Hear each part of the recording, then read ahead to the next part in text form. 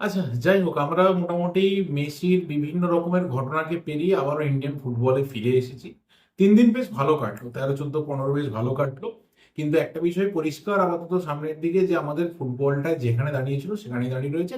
Nothing আমরা সামনের দিকে প্রগ্রেস করেছি, বরং আরো একটা খারাপ ব্যাপার আমাদের সামনে এসে গেছে। এবার সেখান থেকে কিভাবে মানে মুক্তির রাস্তা রয়েছে, কিভাবে আলোর রাস্তা রয়েছে, সিরিয়াসলি আমাদের অজানা। কারণ এটা তাদেরই ভাবতে হবে যাদের হাতে ফুটবলটা রয়েছে। আমরা অ্যাজ এ ফ্যান এখানে কিছুই করতে পারি না।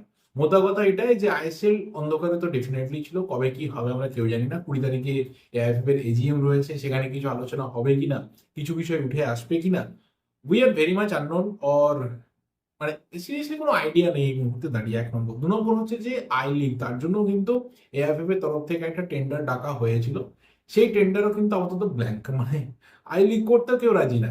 যে আইএসএল তো ঠিক আছে, অনেক খরচার ব্যাপার, অনেকটা প্রেশার নিতে হয়, আইএসএল ক্লাবগুলোর অনেক বাইনাক্কা বেশি থাকে, ডেফিনেটলি অনেক অনেক প্রেশারের ব্যাপার তুমি যখন টপ টিয়ার লিগকে কন্ডাক্ট করছো। তো সেখানে সেকেন্ড টিয়ার লিগের জন্য হয়তো আমাদের এক্সপেকটেশন ছিল যে মিনিমাম একটা কোম্পানি হয়তো এসে পাশে দাঁড়াবে, বলবে যে দেখো ভাই, তোমাদের আইএসএল হচ্ছে না, বাট দেখো আই লিগের জন্য আমি এসে গেছি। সেটাও হয়নি। এবং সব থেকে বড় কথা, ইন্ডিয়ান ওমেন্স লিগ, তার জন্য একটা দুটো কোম্পানির সাথে ওপেন টক হচ্ছে। সেটাও কতটা ফ্রুটফুলি কমপ্লিট হবে সেই নিয়েও কিন্তু আমাদের একটা অবশ্যই ডাউট থেকে যাচ্ছে। এবং কোথাও ওভারঅল যদি দেখি তাহলে দেখবো যে Indian top tier men's league, second tier, এবার সেকেন্ড টিয়ার মানে কি তার সাথে বাকি আই লিগ 2, 3 সবাই জড়িয়ে রয়েছে। আই লিগ মানে আই লিগ 2, 3 সব ধরে নিতে হবে, 3টে টিয়ারকে একসাথে ধরে নিতে হবে। এবং তার সাথে ইন্ডিয়ান ওমেন্স লিগ, মানে গোটা ইন্ডিয়ান ফুটবল লিগ সিস্টেমটা, মেন্স হোক বা ওমেন্স, সেটা কিন্তু আপাতত পুরো অন্ধকারের সামনে। মানে এমন একটা টানেলের মধ্যে আমরা ঢুকে গেছি আপাতত, যে টানেলটাতে ঢোকার রাস্তা ছিল সেটা বন্ধ হয়ে গেছে। এবার বেরোবো কবে, কোথা দিয়ে বেরোবো আমরা সিরিয়াসলি জানি না। আমরা আপাতত হাঁটছি, আমরা অন্ধকারের মধ্যে দিয়ে যাচ্ছি। এবার যেদিনকেই দেখবো যে ওই যেখানে গেটটা রয়েছে সেখান থেকে পাথরটা সরে যাচ্ছে, আলোটা আসছে, আমরা রাস্তাটা পাবো, আবার আমাদের স্পিডটা বেড়ে যাবে। এটা হচ্ছে মেন সিচুয়েশন। এটা বলতে এসেছিলাম, এর থেকে বেশি কিছু কথা তো বলার নেই। আর সব থেকে বড় কথা, যে গত 3 দিনে একটা বিষয় নিয়ে খুব চর্চা হলো, মনে হলো যে সেটা নিয়ে দু চার কথা একটু বলে দেওয়া দরকার রয়েছে। অনেকেই বলছে, মানে কেউ হয়তো জেনে বলছে, কেউ না জেনে বলছে, কেউ হয়তো এনগেজমেন্টের জন্য বলছে, যে মেসি এলো, মেসির পেছনে অনেক টাকা খরচা হলো। কেউ বলছে 100, কেউ বলছে 150, কেউ বলছে 200, what ever the amount is. কারণ এই লেভেলের একজন ফিগারকে নিয়ে আসতে গেলে খরচাটা করতে হবে, মানে ফ্রিতে তো আসবে না। যেটা আমি আমার সেকেন্ড চ্যানেলেও বলেছি, যে once in a lifetime হয়তো এটা পাওয়া যায়। যারা ওই ভিডিওটা চেক করতে চাও যে আমাদের এখানে কেওস হলো, আর মুম্বাই, হায়দ্রাবাদ, দিল্লি কিভাবে এত সাকসেসফুলি উতরে গেল, কোথায় আসল সমস্যাটা ছিল, সেটা কিন্তু ভিডিওতে ডিসকাস করেছি। সেটা সেকেন্ড চ্যানেলে গিয়ে অবশ্যই দেখে নিও।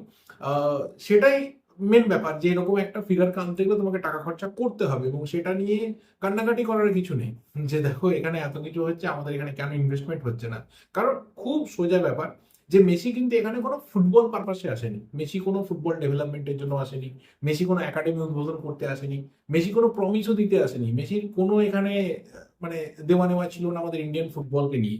মেসি এসেছে সিম্পল জানে যে ভারত একটা 1.4 বিলিয়ন প্লাস পপুলেশনের দেশ, এবং সেখানে সবার কাছেই তো ডেটা রয়েছে, স্ট্যাটিস্টিক্স রয়েছে, যে এখানে একটা বিপুল সংখ্যার মানুষ কিন্তু আর্জেন্টিনা বা বার্সেলোনার ফ্যান। এবং তার থেকেও বড় কথা, যে মেসি ফ্যান, মেসিকে ভালোবাসে। কেউ আর্জেন্টিনা বা বার্সেলোনা ফ্যান নাও হতে পারে, যেমন আমি যদি পার্সোনালি আমার কথা বলি, না তো আমি আর্জেন্টিনা ফ্যান, না তো আমি বার্সেলোনা ফ্যান, কিন্তু তারপরে আমি মেসিকে পছন্দ করি, ভালোবাসি, অ্যাডমায়ার করি, রেসপেক্ট করি। কেন? কারণ যা অ্যাচিভমেন্ট ভাই লাইফে রেখেছে, যা কিছু জীবনে পেয়েছে, মানে এই জায়গাটাকে তুমি অ্যাডমায়ার না করে, রেসপেক্ট না করে যাবেটা কোথায়? যাবেটা কোথায়? হ্যাঁ, আমি হয়তো তার জন্য পাগল না, আমি হয়তো তার জাবরা ফ্যান না, আমি তার জন্য হয়তো 200টা রাত জাগিনি, ঠিক কথাই। আমি বলবো না যে আমি বিরাট কিছু ব্যাপার করেছি তাকে দেখার জন্য।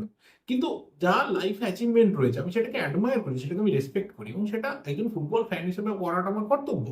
এবং সেই জায়গা থেকে এরকম আমাদের মতো প্রচুর মানুষ রয়েছে যারাও কিন্তু মেসিকে দেখতে চেয়েছিল, যে মানুষটাকে সামনে থেকে দেখি তো একবার, once in a lifetime হবে। না হোক আমি তার জাবরা ফ্যান, না হোক আমি তার বিরাট বড় ফলোয়ার, যে তাকে আমি একদম ছোট থেকে বড় হতে যা কিছু সে মাইলস্টোন পেরিয়েছে আমি ফলো করেছি। তো পরিষ্কারভাবে সে এসেছিল আমাদের মতো একদম পিওর ফুটবল ফ্যান, বা মেসির যারা ফ্যান রয়েছে তাদের জন্য, তাদেরকে দেখা দেওয়ার জন্য। এবং এটা একটা পুরোপুরি টিকিট কেটে শো ছিল। যারা টিকিট কেটেছে তারা মাঠে ঢুকেছে, তারা খরচা করেছে, তারাই দেখতে পেয়েছে। ব্যাস, কলকাতার কেওসটাকে যদি আমি একপাশে সরিয়ে রাখি, বাকিটা কিন্তু খুব পরিষ্কার ছিল আমাদের সামনে। এখানে ফুটবলের কোনো সম্পর্ক নেই। তো এটাকে নিয়ে কোনো রকম ভাবে ওই কুমিরের কান্না দরকার নেই যে দেখো মেসিকে না এত খরচা আর ইন্ডিয়ান ফুটবলের জন্য নেই। তো এটা খুবই মানে একটা অযাচিত আলোচনা হয়ে যাবে। আমি যদি খুব ছোট্ট একটা এক্সাম্পল দিই, ধরে নাও তোমার পাড়াতে কালী পুজো, দুর্গা পুজো, সরস্বতী পুজো, লক্ষ্মী পুজোতে অরিজিৎ সিং আসছে বা শ্রেয়া ঘোষাল আসছে। তো তুমি পুজো কমিটিকে গিয়ে কি বলবে? বা মেলাতে আসছে, মেলা কমিটিকে গিয়ে কি বলবে? দেখো ভাই, অরিজিৎ সিংকে আনছো, 1-1.5 কোটি 2 কোটি টাকা খরচা রয়েছে। কি শ্রেয়া ঘোষালকে আনছো, প্রায় একই টাকা খরচা রয়েছে। কি কুমার শানু উদিত নারায়ণকে নিয়ে আসছো, এত টাকা খরচা রয়েছে। কি হবে এত টাকা খরচা করে? তুমি তার থেকে এখানে একটা গানের স্কুল করো, এখানে প্রচুর ছেলে মেয়ে গান শিখতে পারবে, এখান থেকে একটা করে কুমার শানু, উদিত নারায়ণ, অরিজিৎ বা শ্রেয়া ঘোষাল তৈরি হয়ে যাবে। আচ্ছা, ক্ষমতা বলার, বা সেটা আমরা বলি। সব থেকে বড় কথা, ক্ষমতা টমতা বাদ দাও, আমরা কি কেউ বলি সেটা? কোনোদিনও বলেছি আমরা? কোথাও বলেছি? ডেফিনেটলি না। আমরা কি করেছি?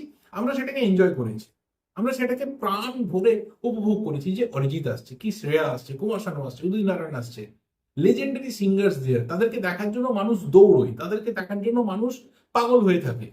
1,000 টাকার টিকিট ব্ল্যাকে 10,000-এ বিক্রি হলেও অরিজিৎ সিং এর শো দেখতে মানুষ যায়। কেউ বলতে পারবে না, কেউ গিয়ে বলবে না যে না না না, অরিজিৎ সিং এর শো করে কি হবে, তুমি তার থেকে সেই টাকা দিয়ে একটা গানের স্কুল করো, বা এখানে যারা আন্ডার প্রিভিলেজ বাচ্চা রয়েছে তাদের জন্য গানের শেখার ব্যবস্থা করে দাও। দেখো এরাই গিয়ে না অরিজিৎ সিং হয়ে যাবে এক একজন। কেউ বলি না আমরা। তাহলে এই ক্ষেত্রে কেন? কারণটা এটাই যে আমাদের ফুটবলটা এখানে অন্ধকারে রয়েছে বলে। আমাদের ফুটবলটাও যদি ক্রিকেটের মতো হতো, তাহলে কি আমরা এই ধরনের কুমিরের কান্নাটা করতাম? করতাম না। তো আমার মনে হয় যে যেটা যে ধরনের প্রোগ্রাম, তাকে সেভাবেই ট্রিট করা দরকার। যে ফ্যানরা আনন্দ করছে, যে ফ্যানরা এটাকে সেলিব্রেট করছে, তাদেরকে টার্গেট করার এখানে কোনো রিজন নেই। আজকে মেসি এসেছে, কালকে রোনাল্ডো আসবে, পরশু এমবাপে আসবে, একদিন নেইমার আসবে। যে যার ফ্যান, যে যাকে ভালোবাসে, যে যাকে পছন্দ করে এবং যে যাকে দেখতে চায়, পরিষ্কার কথা, সে তাকে গিয়ে দেখবে। এবং ইন্ডিয়ান ফুটবল অ্যাকচুয়ালি যাদের জন্য থেমে রয়েছে, যাদের জন্য বন্ধ হয়েছে, যাদের জন্য আমাদের এই ফুটবলে পুরো ম্যাসাকারটা, তারা কিন্তু বহাল তবিয়তে রয়েছে। তাদের মধ্যে একজন আবার পুরো ফ্যামিলি নিয়ে মেসির সাথে দেখাও করেছে। এটা হচ্ছে আমাদের এখানে সব থেকে কঠিন বাস্তব।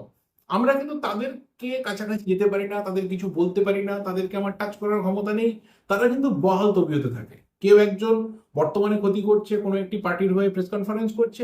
কেউ একজন এর আগে ক্ষতি করেছে, সে আবার মেসিকে নিয়ে প্রোগ্রাম করছে। তো এই জিনিস কিন্তু আমাদের দেশে হয়। আমরা তাদের কিচ্ছু করতে পারবো না। কিন্তু যারা সাধারণ ফ্যান, যারা ভালোবেসে মাঠে যায়, যারা ভালোবেসে একটা প্রোগ্রাম দেখতে যায়, তাদেরকে আমরা টার্গেট করতে পারবো, because they are the soft target. এটা বন্ধ হওয়া দরকার হয়েছে, আমার পার্সোনাল ওপিনিয়ন। এর থেকে বেশি কিছু না, এর থেকে বেশি আমি কিছু বলতেও আসিনি। আর হ্যাঁ, একটা কথা, যে ডেসক্রিপশন বক্সে ক্রিকেট চ্যানেলের লিঙ্ক রয়েছে। এবার থেকে রেগুলার বেসিসে আই প্রমিস ক্রিকেটের ভিডিও আসবে। ডেইলি অন্তত পক্ষে একটা করে সেকেন্ড যে ক্রিকেটের চ্যানেল রয়েছে, বা অন্তত পক্ষে সেখানে আরো কিছু হবে, ধীরে ধীরে বেরিয়ে আসবে, সেখানে ভিডিও আসবে। কারণ ইন্ডিয়ান ফুটবল নিয়ে এনাফ হয়েছে। যখন কিছু আসবে তখন কথা বলবো, তার থেকে বেশি কিছু আর কথা বলতে আসবো না ইন্ডিয়ান ফুটবল নিয়ে। বাকিটা তোমাদের যা কিছু ডিসিশন, ওপিনিয়ন, বা তোমাদের যা কিছু মাথার মধ্যে রয়েছে সেটা কমেন্ট করে কমেন্ট বক্সে জানাতে থাকো। এই ভিডিওটা এই অবধি, ভালো লাগলে লাইক করো, শেয়ার করো। দেখা হবে পরের ভিডিওতে, পরে কোনো একদিন, যখন আবার কিছু বিষয় থাকবে শেয়ার করার মতো। Thank you, goodbye and good night.